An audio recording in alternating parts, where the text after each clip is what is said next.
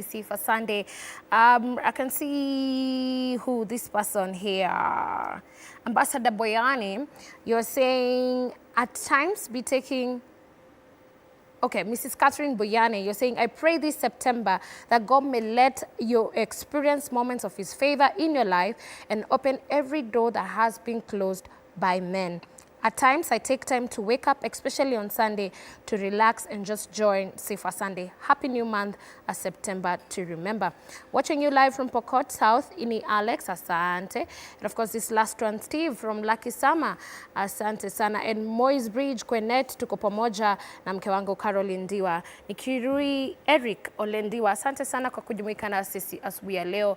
Nashukuru Mungu kwa sababu yako. Now, this particular segment, I'd want us to buckle up because it's one for the books. We just want to have a discussion and just have an engagement of what exactly happened to the life of this amazing, good-looking young man. Thank you. Karibu sana. Asante sana. Good to have you. Thank you. I've called you young. Are you young? Wow, young. It's relative. Yeah. Yeah, I am young enough to... I just turned 35 this weekend. Oh. This past weekend, yeah. So This weekend. Happy birthday to you. Asante, asante. Yeah. All right. Kwa majina kamili unaitwa nani? Yeah, ID ni Charles Soita Kango. But most people who know me from casual engagements call me Soita. Yeah. All right. Today we are talking about your story. I am not the one to give the story. Yeah.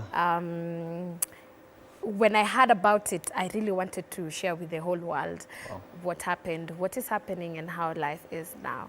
So tell us, take us back kidogo, and then you bring us back here. Awesome. Thank you so much for having me. I'm Yeah. grateful. Wow, where do we go back from? To inception, to...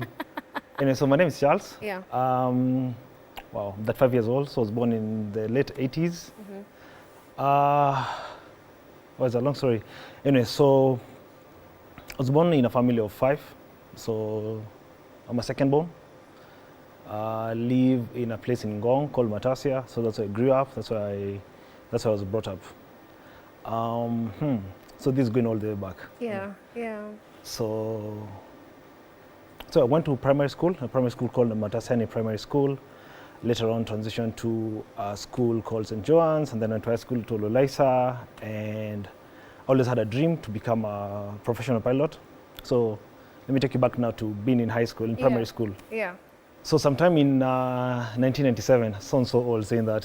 Feels like it was 3 years ago, but anyway. I was actually 3 years at the time. My No way. God. I was in class 3. Okay. So, Okay. so one day, so George Saitoti, the Professor George Saitoti, the late, was our MP, Kajiado North. Anyway, so his dad had passed away, I think, the year before, 1996. So there was a huge funeral. President Moi had come over and all that. And then also, fast forward to 1997, so we had a helicopter in class 3, a helicopter just flying around. So we're all curious what's going on. So you can imagine how helicopters are still perceived today, opulence and all that. Yeah. So we all ran to the windows, ran out of class to see what's happening. So we thought the MP had come to visit us. So funny enough, a guy who lived near the school had come to pick his kids for lunch. I got to learn this later. So he just came, picked his kids, and then flew. The helicopter? The helicopter, yeah. Okay. So I was like, man, I want to do that. Yeah. So I was like, I want to do that. I want to be balls like that, Yeah, ballsy, just yeah. come pick my kids and fly out and just go For lunch? Exactly, yeah. So figured this guy was a pilot. That's why he was able to do this. Yeah. So I was like, well, I want to become a pilot. Pilot, yeah. Yeah. So now from then on, my dreams were set to the sky. I'd see a plane and just salute. I was so eager to get there. Yeah. So fast forward going to high school, I go to a high school in Ngong called Olais High School. And during these career days, some guy comes from KQ telling people about an ab initio program where KQ can front your fees to become a pilot and all that. If you get a B+. So there's this prayer room in our school. So I'd go there, someone had written a B+ in the wall, I just stay there and start praying, oh Lord, this is what I want, And yeah, my dreams were set on that. Anyway, so I come from a very humble background. And then also after training high school, I tell my folks, guys, it's time, you guys know this from the time I was young. Pilots. Yeah, let's do this, Yeah. let's go. And folks are like, dude, we don't have that kind of money. Yeah. So So they're like, you'd rather go become a vet, so a Maasai. So my dad was like, let's become a vet. Okay. You know, love for cows and all that. We go a vet, and then we'll discuss the things afterwards. Later, yeah. I wasn't buying that. I was like, guys, I can't You do were this. really focused on becoming I was a pilot. focused, my head, I was Yeah. not, like, I was like, even if I fly just for a day, Yeah, that's and it. someone puts a bullet behind my head, I'm like, I'm good. You Yeah. know, that was it. That was set for me. I just wanted to feel the air, just be up there and cruise. Anyway, so I applied for a school for flying training in a university in America, Liberty State University. So I sent my grades and all that, do an interview and all that. Did we acquire the B+? So funny enough, I got a B+, yes. Oh, wow. Okay. Asante. Okay. So I applied for this thing and I'm like, okay, awesome, I'm good. So, but then, no, actually, I got a B+, but it wasn't like the perfect rating for that. Okay. So what I did, I decided to get a scholarship to go to Liberty State University. So that happened. And so I cleared it in 2006, so I applied in 2007. So supposed to go for my visa appointment sometime in January 2008. But then post-election violence happened in between there. Mm-hmm. So I remember my dad and I going to the States Embassy. The whole streets like in Nairobi were full of cops and all that. So we went to the embassy, they were closed, come back home. That guy, Michael Ranleberg, was the ambassador. He said there's no longer business as usual between Kenya and the United States. Yeah. So the embassy was closed and all that. So I could not get admitted, like, because I was going for the June admission. Yes. So they asked me to go in September. Mm-hmm. But at this point, I was feeling left out because all my friends had already gone to uni and all that. So this was 2 years after high school. And now you're focused on becoming a pilot? A pilot, exactly, yeah. And not you don't want to study in Kenya? No. You want to go outside? I want to go outside. Anyway, so I actually had applied for the ab initio, but they never responded to me to date, actually. They never did respond. I even went for the army recruitment. I went for the army recruitment. I wanted to become a pilot, honestly. Yeah. I went to Kajiado, did the whole run. Yeah. I came, I think, number 4. Oh, no, I came number 5.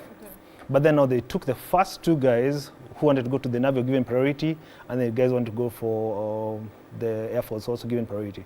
So just they're waiting in case one of them fails the physicals and also I can be picked. Yeah. They're like, dude, no one failed, so you can only go for regular military. It's like, nah, I'm not gonna do this. So that bailed out. So in 2008, my dad was like, dude, this thing's not working. Just pick a uni here, go start an education, get a career in something else.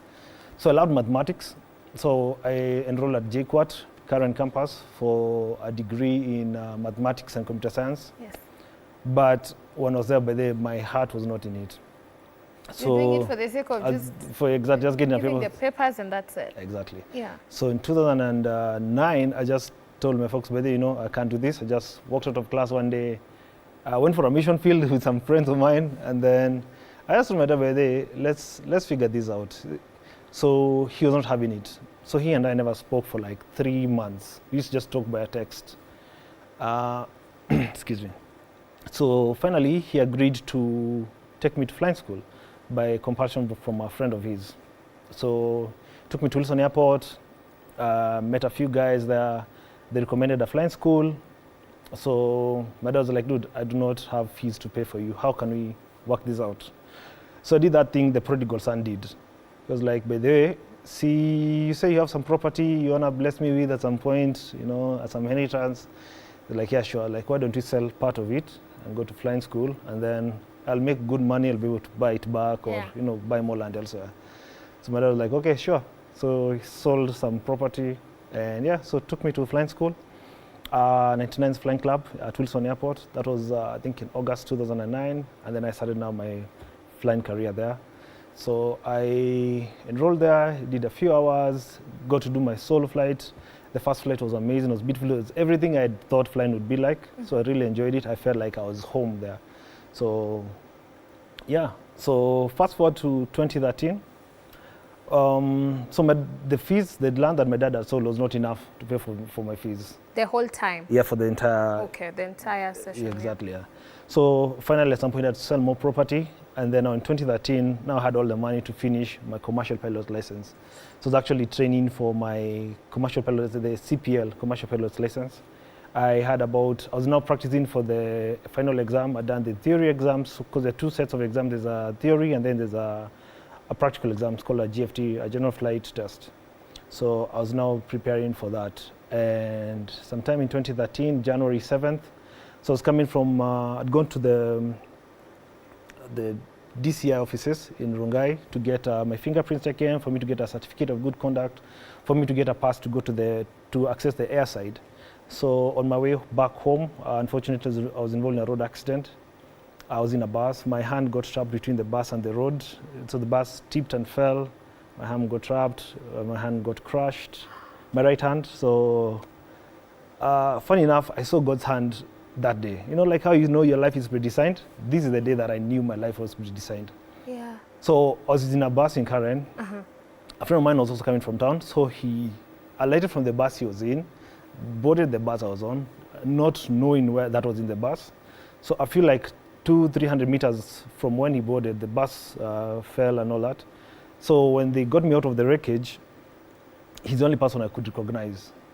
And he organized for me to be taken to Karen Hospital. Somehow they tied I had my tie on me, so they tied the tie to my arm so I could not bleed out. So they rushed me to hospital. I get to hospital. I did not have medical insurance. And so they reeled me in. So funny enough, as they reeled me in, so they get my clothes off, like my shirt, my jacket off. They see the pilot bars and like, are you a pilot? Like, yeah. So this girl will pay for whatever fees. Yeah. So that's the only reason I was admitted to that hospital. So take you back briefly, Kwanza, the December before, so December 2012. Yeah. I was in church. A few friends of mine were just having a chat. One of our friends' uncle was in hospital and needed blood. So he's like, by the way, you guys can't donate blood for my uncle. I was like, what blood group does he want? So I'm O positive. I'm like, I'm O positive. Then two other guys, they said, I'm O positive, I'm O positive. Like, yeah, let's go do that tomorrow. But I'm the one who went to donate blood. But these two didn't go, so they were viable to give blood. Yeah. So one of them actually came to hospital even before I got there. Yeah. So they were there, they lined up and all that. So give blood and what have you. By God's grace, also now the fact that I didn't have medical insurance, the owner of the hospital was friends with one of my dad's friend who had visited him that day. So they were walking out. He sees me. He's like, dude, what's going on? So some bishop friend of ours. So he takes me with him to the ICU. As operating, he records the whole thing. I've never watched more than 6 seconds of the entire procedure. Yeah, so by God's grace, my arm was saved, but I kept saying, make sure I'll fly again, make sure I'll fly again. Yeah. So this time you're just feeling the pain on your right arm. Yeah, my right arm, yeah. How about the rest of your body? My rest of the body was fine. Perfect. I just had a small scratch on my ear. And are you conscious at that time? I was conscious, yes. Okay. I was conscious, yes. Yeah. I was conscious to the moment when they were reeling me in. Yeah, so they put me and they sedated me and operated me, yeah. So I wake up, I think 5 or 6 hours later, open my eyes and yeah, I think I was conscious because the first thing I said to the guy, so I saw my friend called Dennis. I was like, dude, you should have seen my nurse. She was so hot. Yeah. Yeah, so he was like, dude, okay, sir, you're good. Yeah. So I wake up and my right hand can be something. Yeah. So I get there and while I was in hospital, a couple of my friends had already started researching on what technologies out there regarding to prosthetic hands that can help me get back to flying. At this point, yeah, you have your entire arm? Yes. No. So my hand was crushed from my elbow to my wrist. Okay. So they could not reconstruct that. Okay. Actually, my hand was just hanging by a small sliver. Yeah. But my palm was fine. Okay. But from my elbow to my... So between your wrist and your... Okay. My forearm was totally crushed. Damaged, yeah. And there's nothing they could have done about it? Nothing they could have done. Did they make you aware at that point that this is exactly what is happening? Well, so what happened is when I was admitted, when I was getting to hospital, so like I could also tell that my arm was really badly gone. There's just like a bone poking initially and I could see it, blood gushing. So I knew it was really bad damaged. But then now because co-signed to the fact that they'll do as much as they can. And then also now my dad's friend became my next of kin at that point. And so Where are your parents at this point? my parents were at home, I think. So by this time, they were now making their way. So, but when I was out of surgery, they're already there. Yeah. So now you've everyone else in the room is figuring out that, of course, you can't survive. Yes. What is going through your mind at this point? What is going through my head is some way, somehow, there is something that will help me get through this, and that God's plan are still with me. So that December before the New Year's, in Acacia somewhere, I was shouting, telling God, I want to know you like Job knew you, like Abraham knew you. Did you text them? Did you tell them that, everything will be okay at the end of this all? But I had this idea that nothing happens to us by chance, that God is in the working of everything, that God has control over everything. I did not know that 7 days later this would happen to me. What was going through my head, honestly, was desperation to some extent. It was like, how does this work out from here? How do I recollect from here? How do I pick up from where I'm at? I knew that something had shifted. I just did not know the magnitude by which it had shifted. Yeah, so that was going through my head by and large. Yeah. Okay. Yeah. So this time your friends are researching and they want to find out what happened. Yes. Uh-huh. So I wake up, actually one of my friends had already written an email so the accident happened like at 4 p.m. By 10 p.m., she had already written an email to some hospital in Germany, a company called Ottobock that make prosthetic hands, trying to figure out if they have any specification that can be able to manipulate natural hands tendencies that can be able to be used in a flight situation. Yeah. So at this time, you still have the desire. I still have the desire to be a pilot. I still have the desire. And the people around you also are just helping you just continue with the same dream. This before being discharged. This is just after. You're still in hospital. Yeah. So when they did the research, was it successful? Yeah, it was successful actually. So we found like two options. There's a hospital, there's a company in Germany called Ottobock that makes prosthetic hands. There's also another company in the UK called B Bionic that makes prosthetic hands. So one of them had more than 100 years experience in making artificial arms and limbs for people who have been involved in various types of accidents and all that. So they reached out to them, they got back to us, and we started a conversation on how to be able to get a prosthetic hand that will be equipped and furnished and well enough to be able to help me get back to flying. Yeah. So actually, we did research on the ICAO, the ICAO, the International Civil Aviation Organization that sets rules for flying and what they say about pilots flying with prosthetic limbs. So by like a week afterwards, we knew that actually the ICAO can allow pilots to fly with prosthetic limbs, whether they are arms or legs, and there's regulation towards that. So there's that space of knowing and having knowledge. So now the idea was, how do we procure this hand now? So turns out the hand is not cheap. Yeah. So the issue is now, how do you come up with this money? Because it was going for about 7 million Kenya shillings. Wow. Yeah. So is it now the entire arm? Yes, the entire I can see you have it there. Yeah, I have it here with me. Can we see how you get to wear it? Oh, it's gonna be a process, but I can. It is a long process. It's okay, but you can show us just. So what happens is, yeah. So my hand was amputated up until. Can I come help? Yeah, sure. Okay. Let me do this. So my arm is amputated till my elbow. Okay. So what happens is, I put now my stamp through here. I need to. You need to get to the. So I can do that, yeah. Okay. Okay, sir. Okay. So my stamp goes in here. And now this harness. Okay, help me out here. The jacket. Sorry. Thank you.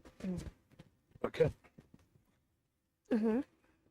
So and then now this strap now goes over my shoulder. Yeah. Okay, something like that. Okay. So a bit tight. Okay. And there you go. Yeah, so so that supports it. So and then now, so my arm actually broke down a few weeks ago. Okay. So it doesn't much function. Yeah. But now, so it doesn't. My dump sort of broke. It doesn't come back up. Yeah. So actually need to fix it. Okay. So what happens? It has two triggers. Okay. One in the bicep and one on the tricep. So when I flicker my bicep, it closes. When I flicker my tricep, it opens. Okay. Yeah. So you're the one to operate the yes. So let me ask, Yeah. So if I am to put my arm with you up, will it go up? Yeah, it will, because now my elbow now is manual. Okay. So I get, so let me show you. All right. So now with my elbow, Yeah. if you can pull this string. I pull it? Yeah. Okay. Just pull it up, no upwards, from down. So like this. Okay. No, yeah, like Up. this. So now you've stuck. So it's now stuck. Okay. So when you pull it back again, so it goes free. So now you can All pull right. it again. Okay, So I pull this it up? Yeah. Okay. It will make a click in, so there. So now it can hold in place. All right. All right. Then when you pull it back again, it releases. All right. Yeah. All right. So this is a one function that makes you just fold your arm. Yes, I and can back. fold my arm Yeah. back. So when I fold it, I pull the string, holds it in place. Yeah. Then also my wrist now Yeah. is manual, so I can pull it back. Yeah. Okay. Okay. Okay. Let me help you sit. Thank you. Now, let me ask for anyone who, we've talked about, of course, how much it cost. Yeah. But the flexibility of it is really easy for you. with Yeah, it your is. arm. Yeah, it is. It is easy. So the thing is, the arm actually just the psychological part of having to be regular, the balance of it, that actually helps a lot. So there's some few functions that I don't have. You know, like how your elbow can do this. Yeah. Yeah. This can't do that. Yeah. It can only do 360 rotary. All right. All right. So it has its advantages and its disadvantages. It can only do 8 grip patterns. Okay. So I could do this, then Wow. I could do like move my thumb up and down. Okay. Okay. You can hold a pen. Yeah. You can make a fist. Can you try? It's broken now, so that's the issue. So the thing you is, can't, yeah. my thumb. there's broke a down. function. So yeah, here. these are on and off. Okay. So this And is these are on. charging port. So Okay. that's off, that's on. So you can see it goes back. That's Okay. it. But then so my thumb broke, so that's why it's still holding in one place. So All right. All right. Now with this kind of arm, does it now make your dream still continue to be how it was? Well, Can you fly with it? Yes and no. Yeah, I figured. So yes, in the fact that there is regulation that allows for this. Yeah. In the West, there's a company called Ryanair that has 2 pilots flying with prosthetic hands. So the issue with here is the fact that there's no precedence for it. So funny enough, when I lost my arm, like within a space of like 3 months, I knew 2 other pilots who had actually lost their arms, similar right hands. So one of them actually flies for Skyward, and then another one was also under training. So the one who was flying at Skyward, he was well advanced with his program and all that. He was actually practicing. So, but then, however, so he even got a place to get the prosthetic hand, and also got back to a space where he could be able to train and retain for him to get certified to fly back, to get back to flying. Yeah. Okay. So the regulation is the fact that I need to show control and ability to perform and maneuver flight situations, even by myself. Yeah. However, the fact that there is no precedence, the Kenya Civil Aviation Authority and the Civil Aviation Authority, which now licenses pilots, does not have a clear-cut plan on how to regulate, what limitations to give, and stuff like that. Yeah. So that's the only disadvantage as of now. All right. Yeah. All right. Now we got the arm. We are in hospital. Yes. It has been fixed. Yeah. First of all, I can imagine you are right-handed and not left-handed. Yeah, I was right-handed, naturally. So how was life right after the hospital? But it wasn't too crazy for me. I had a big support system. So many of my friends and my families, showed up. They were there for me. Actually, 2 of my friends moved in with me. They came into my house. One of them quit his job and came and started helping me out to live with me. So, so that was a big move and big shift in my life. I saw a therapist for some sessions. I got to talk things through and all that. What was the question? How was it? Yeah, So actually, by the day I was discharged from hospital, I got to my house and I started washing dishes. Oh. I started doing stuff around the house. Okay. Trying to figure out how far can I move with this, how far can I push myself. Yeah. I even actually drove like a week after leaving hospital a manual car. My mom was crazy and all that. But then I think I was so used to living by myself, to doing things by myself. Yeah. I did not want this to limit me. Yeah. One of my friends in hospital told me that we are not our body parts. I think that clicked in me, the fact that actually I'm not my body part. We are more than even the sum of them all. So that actually helped me to be able to stay and do things by myself. I started relearning things. I started relearning how to write with my left hand. I still have some things that I can't do. Fine movements. Tying shoelaces was really hard. Now I can do it. Yeah. At points. Yeah. At first it was crazy, even the idea of dressing myself, how to button, how to zip a zip, stuff like that. Those things were a bit difficult initially. When in hospital, actually, you know, like they'd have a nurse or a caterer, a health practitioner help you take a shower. When I came home, one of my friends helped me take a shower.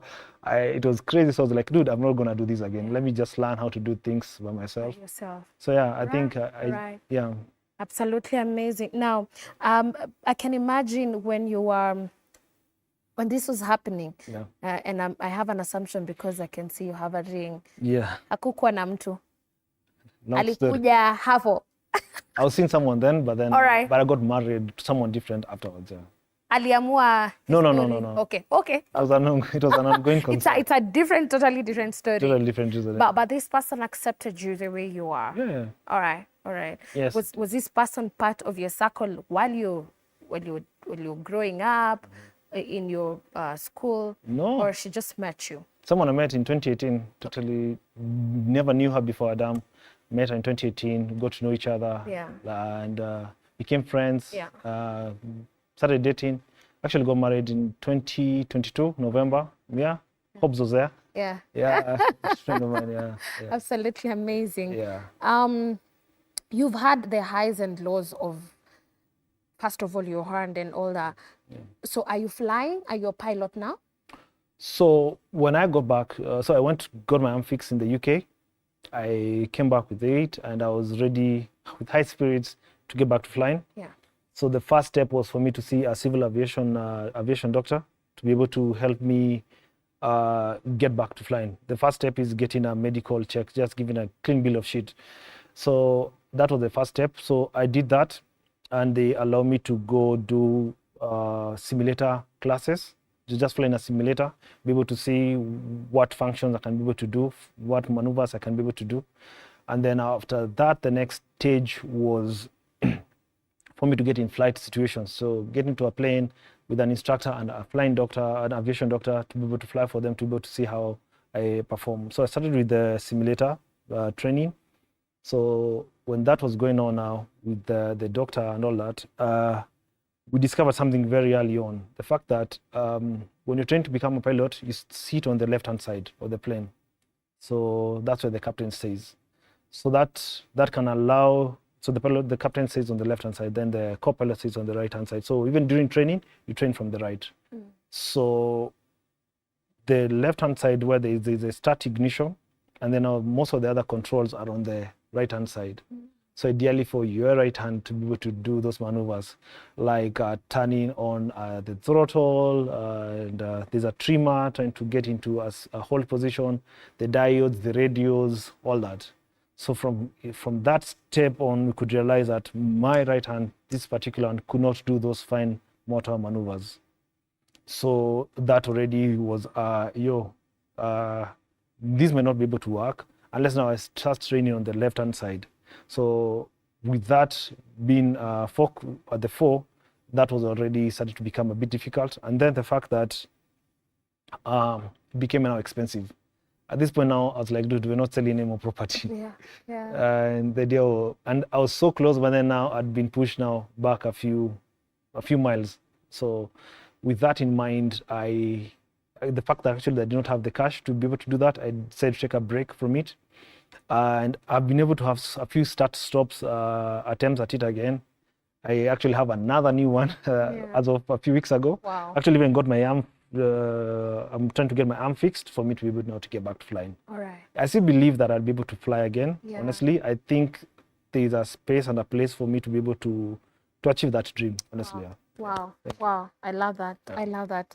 And I wish you all the best in that Thank you space. so much. One of the things that I really admire in you is the dream has not died yet. Yeah. The dream has not died, and I pray that that will come to pass. But maybe looking at it, this is the last question as I give you time to speak to someone. Do you think when going back pale high school after high school, Yeah. tukikwambia tufanye vet, tutafute career ingine, Yeah. and you're still sticking to the pilot. Yeah. Do you ever take your mind back to like, maybe if I could try do this could not have happened? Well, something that happened. So within this whole time from 2013, it's been 11 years now. I've tried my hand in business. I've tried my hand in farming.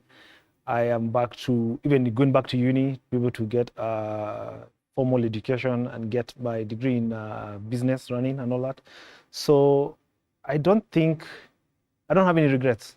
Zero glitch. Like I would still do it again and again, even if this would be the same result. If I had another chance to go back in time, probably I'd do things probably differently. However, I'd still be planning and gearing up towards getting to flying, honestly. My idea of flying was not for a career, actually, because I wanted to fly and retire at 35. And then, And now you're there. exactly, I wanted to volunteer as an ambulance driver afterwards. Okay. So yeah, I don't have no regrets, honestly. I think it's a big part of my composition and how my wiring has become and how it has worked out through the years. I still think, honestly, and believe that God doesn't make any mistakes. And the funny thing about life, they say, is that when life-altering moments come, at times we do not know, we are not aware of them. And I don't know for what reason this happened. I don't see how God is not in this. And I think that he still has a plan. Yeah. And there's still a way that he can be glorified in this situation. Probably I'm thinking of it from a flying side of view. I do not know, but I'm willing to try that angle. And he hasn't directed me in any other opposite direction from then. So I'm like, okay, I'll still stick to it. Probably, they say when the music changes, so much the dancing style. Yeah. I don't know how different I have to change this dancing style, Yeah. but I'm still equipped into still dancing. Yeah. Amazing. Yeah. Absolutely. I'd want you to speak to someone who is watching us today. Yeah. Some of us, I don't know, maybe some of, for myself, at times it feels like I'm giving up. And maybe there's someone giving up for something maybe very small, very big. But I'd want you to speak to them and just encourage them. As you've encouraged yourself, you're also encouraging me. I'd also want you to encourage them. Okay. Wow, that's a big task, you and me. I think what I'd say is that life is one big theater. And, they say like it's just one big canvas that God gives us and allows us to paint. And if we allow him to be a part of it, I think, because he has allowed us to be part of his story, because the whole of life is part of God's story. It's part of God reaching out to man and having a plan for salvation and redemption and all that. And we're just a small cog of it all. And I think that in his deitiness, in his omnipresentness, in him planning things from the end, with a perspective of the beginning, he knows how to get us to the very end. And I think he's also very concerned about the in-between, and the in-between also, and how it affects us and how it affects those around us. And I think that let's not despair, let's just hold our heads high. I mean, we may not see the way through it all.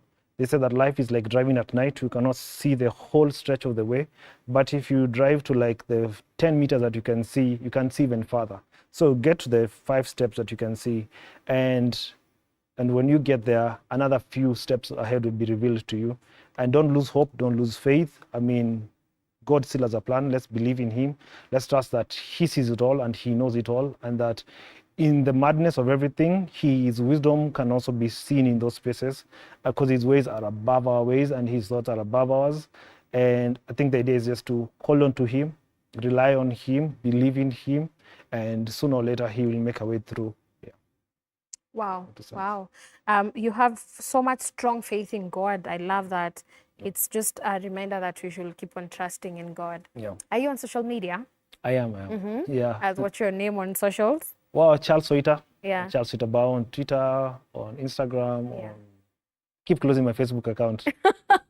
Okay, you need to go back. I need to. I pray that your desires, your heart desires, may be fulfilled. Amen. And I really admire how much you believe in God and how much you believe in yourself. That Thank you. one day. Yeah. And if that day happens, when you go back on air, please come back Awesome. to I'll let you Sifa know. Sunday and you get to share this amazing story to people. Sooner than later. I'm telling you. All right, there you have it.